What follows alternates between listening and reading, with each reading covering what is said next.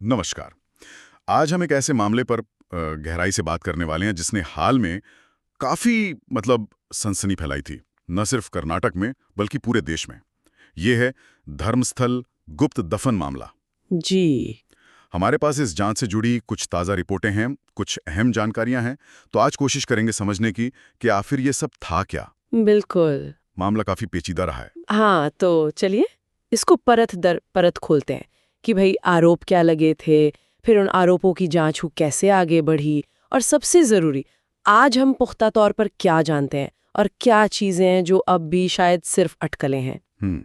सोचिए जरा, कर्नाटक का एक शांत और पवित्र माना जाने वाला मंदिर शहर धर्मस्थल, और वहां अचानक से ये बात उठती है कि सैकड़ों गुप्त हत्याएं हुई हैं और शवों को गुपचुप तरीके से दफना दिया गया। अब ये आरोप इतने गंभीर थे कि इसने फौरन सबका ध्यान खींचा। तो समझते हैं कि शुरू कैसे हुआ सब। सही। तो ये कहानी सामने आई, जहां तक मुझे याद है, जुलाई-अगस्त 2025 के आसपास, है ना? जी बिल्कुल, उसी समय। एक नकाबपोश शिकायतकर्ता थे। हम्म। कई रिपोर्टों में नाम CN चिन्नैया बताया गया, कुछ में शायद CS भी था। हाँ, नाम में थोड़ा फर्क रहा है। रिपोर्टिंग में CN या CS चिन्नैया, वो पहले वहीं सफाई कर्मचारी थे, ऐसा बताया गया। अच्छा, तो उन्होंने दावा किया कि धर्मस्थल में पिछले कई सालों से सैकड़ों हत्याएं हुई। सैकड़ों? ये आंकड़ा ही चौंकाने वाला था। हाँ, और मारे गए लोगों के शवों को गुप्त रूप से मंदिर परिसर के आसपास जो जंगली इलाके हैं, वहां दफना दिया गया। ये आरोप ही अपने आप में इतने विस्फोटक थे, खासकर इसलिए कि धर्मस्थल जैसी जगह, इतना बड़ा तीर्थ स्थल, हाँ, वहां ऐसी बात, लाखों लोग आते हैं वहां।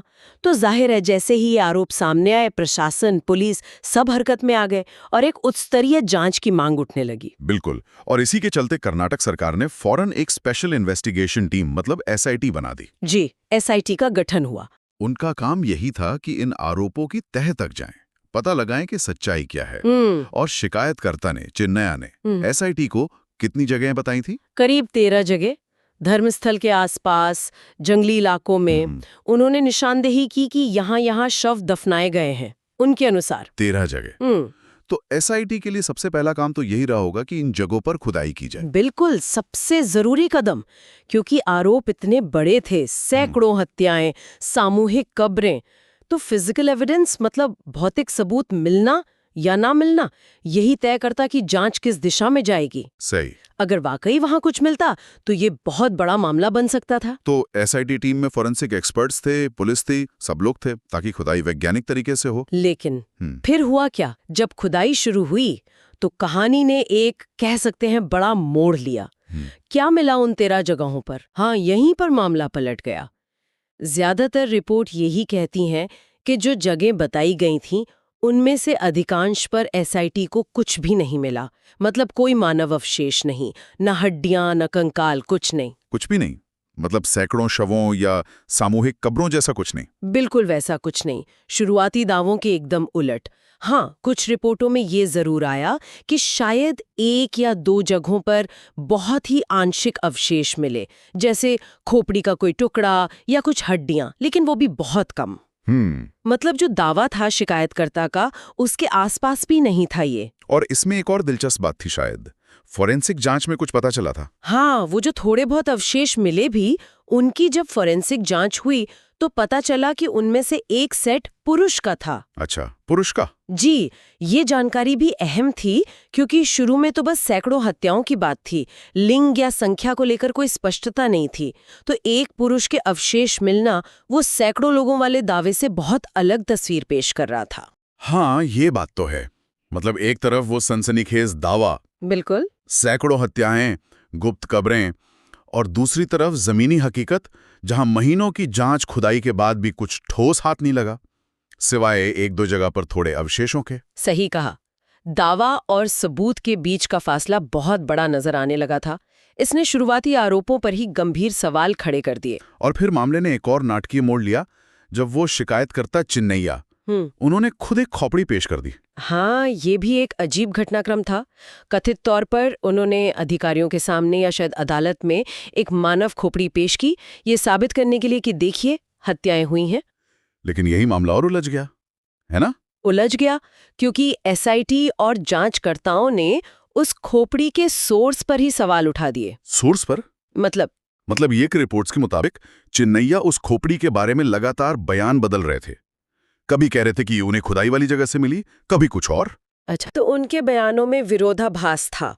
इससे शक पैदा हुआ कि क्या ये खोपड़ी वाकई वहीं से मिली है या कहीं और से लाकर पेश की गई है।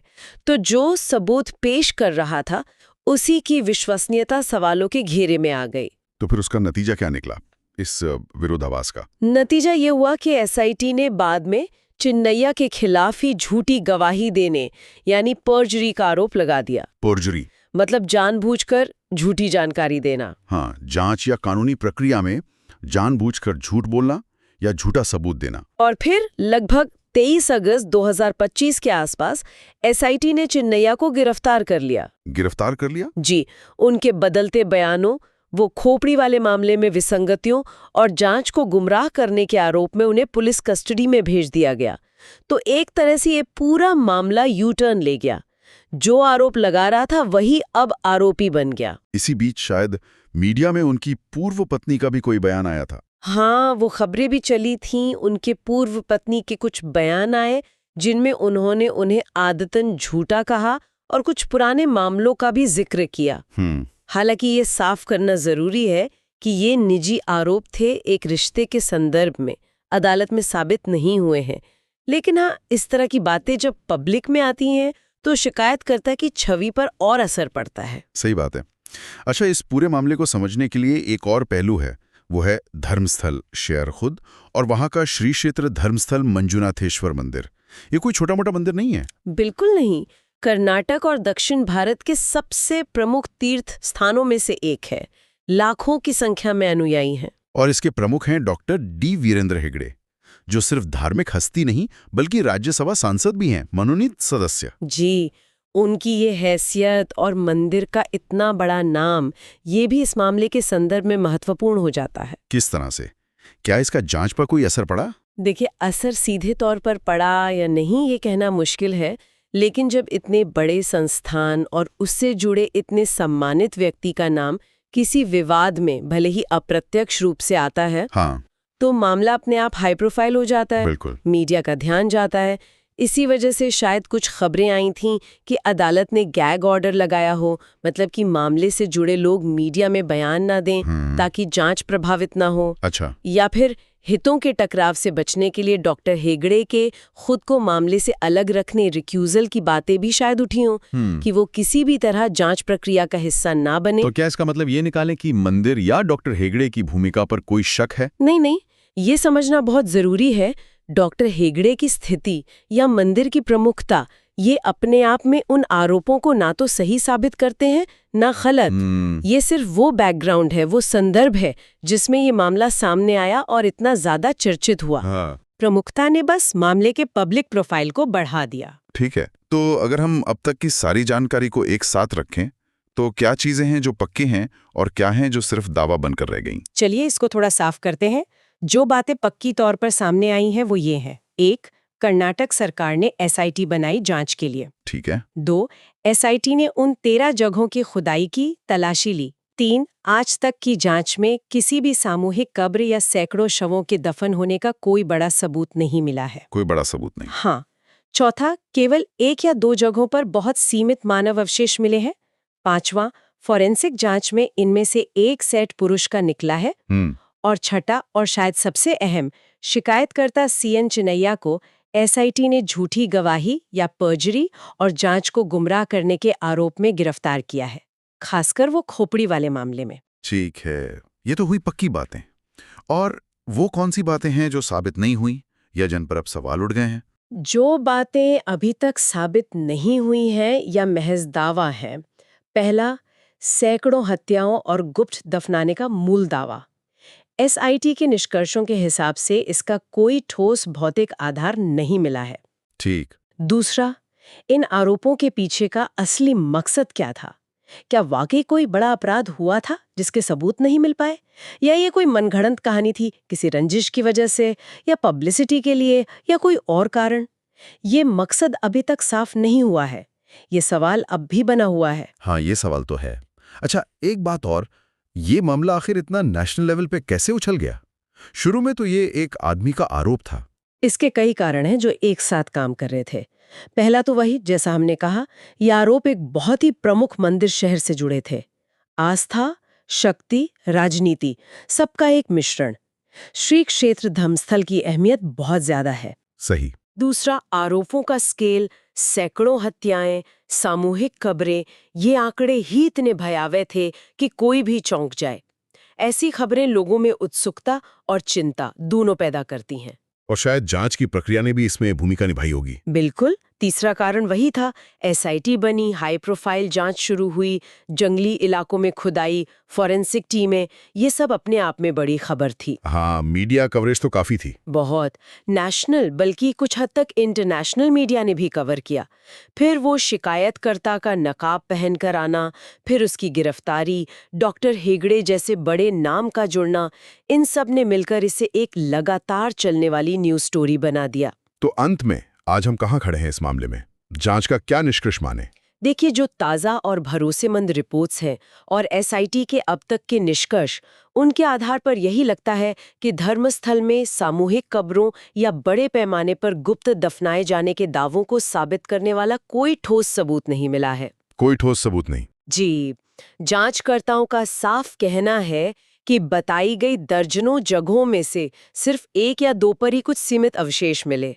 और सबसे बड़ी बात, इस मामले को उठाने वाले मुख्य गवाह चिन्नैया, वो खुद ही अब झूठी गवाही और जांच को गुमराह करने के आरोप में गिरफ्तार हैं। तो ये स्थिति उन शुरुआती विस्फोटक दावों से बिल्कुल अलग है जिन्होंने इतनी हलचल मचाई थी। तो क्या हम मान लें कि ये केस अब बंद हो गया है? नहीं, ये कहना अभी जल्दबाजी होगी। तकनीकी रूप से देखें तो एसआईटी की जांच शायद अभी पूरी ना हुई हो। अच्छा। हाँ, मतलब जो भी सीमित अवशेष या चीजें मिले हैं, हो सकता है उनकी फाइनल फोरेंसिक रिपोर्ट आनी बाकी हो। एसआईटी अपनी फाइनल जांच रिपोर्ट भी दाखिल करेगी। तो कोई भी बिल्कुल अंतिम और निर्णायक फैसला कि क्या हुआ था या क्या नहीं, वो इन औपचारिकताओं के पूरा होने के बाद ही सामने आएगा। ठीक है। लेकिन हाँ, जो सबूत अब तक सामने है, वो शुरुआती दावों को सपोर्ट नहीं करते, ये साफ है। तो इस पूरी कहानी से, इन आरोपों से, जांच से, अब तक के नतीजों से क्या समझे हम? क्या सबक मिलता है? मुझे लगता है ये मामला कई चीजें दिखाता है। एक तो ये कि कैसे एक बेहद सनसनीखेज आरोप, खासकर किसी संवेदनशील जगह से जुड़ा हो, कितनी तेजी से फैल सकता है हाँ। और चिंता पैदा कर सकता है।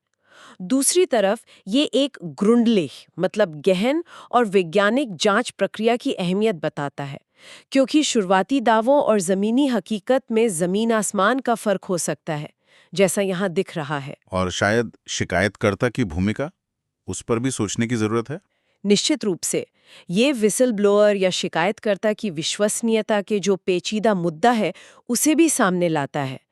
एक तरफ गलत काम उजागर करने वालों को सुरक्षा मिलनी चाहिए, प्रोत्साहन मिलना चाहिए। हाँ, वो तो जरूरी है। लेकिन दूसरी तरफ ये भी जरूरी है कि आरोप पुख्ता सबूतों के साथ आएं। जब शिकायतकर्ता के बयान ही विरोधाभासी हों या उन पर झूठी गवाही का आरोप लग जाए, तो पूरी जांच प्रक्रिया पर असर पड़ता है। ये दिखाता है कि सबूतों का कितना सावधानी से मूल्यांकन करना चाहिए, जल्दबाजी में नतीजों पर नहीं पहुंचना चाहिए और सभी पक्षों को सुनना चाहिए। और जाते जाते एक विचार शायद हम श्रोताओं के लिए छोड़ सकते हैं। हाँ, बिल्कुल। सोचिए, इस ऐसी स्थिति में, जैसा इस केस में दिख रहा है, जहां किसी गंभीर अपराध का आरोप लगाने वाला मुख्य गवाह ही जांच में अविश्वसनीय पाया जाए या उस पर जांच भटकाने का आरोप लगे, तो फिर मूल आरोपों की सच्चाई तक पहुंचना कितना मुश्किल हो जाता है। जांचकर्ता क्या करते हैं? क्या वो बिल्कुल नए सिरे से शुरू करते हैं या फिर मामला सबूतों के अभाव में वहीं दम तोड़ देता है? ये सवाल सिर्फ इस केस का नहीं है, बल्कि किसी भी जांच की निष्पक्षता के लिए बहुत महत्वपूर्ण है। बिल्कुल, सोचने वाली बात है।